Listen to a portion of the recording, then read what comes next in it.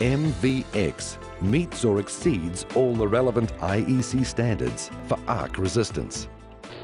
An arc fault is a high-powered discharge of electricity between two or more conductors. Arc fault events can occur in less than a second, so not even the fastest person is able to react to protect themselves. Responsible specifiers should ensure that they require all switchgear to meet IEC 62271-200, like the MVX soft starter and panel. The following is actual security camera footage to help communicate the seriousness of arc events. Sensitive viewers may find it disturbing and may wish to look away. In this example, a site engineer is racking in a circuit breaker without protection from the arc fault. Notice the rear of the cabinet for damage.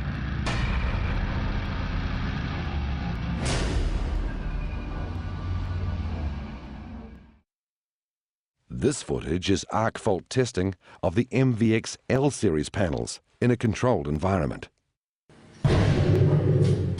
The panel is surrounded by cotton fabric on all sides to prove containment. If none of the material catches alight, the panel has passed the test. An arc event is deliberately caused in multiple locations inside the panel, at the circuit breaker, the phase cassette connection points, or at the bus bars. The compartment sidewalls protected LV sections from an arc fault in the MV section and would have protected any operators from harm. Note that the panels are scorched but not compromised. LV sections are entirely clean and unaffected by the arc event.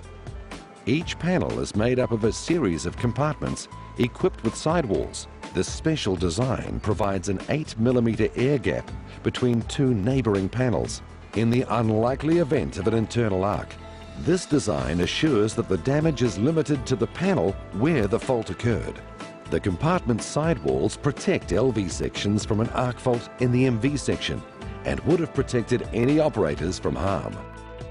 MVX L series panels have 3 power compartments and 2 LV compartments: the bus bar compartment, the cable compartment, the circuit breaker compartment, and 2 instrument compartments.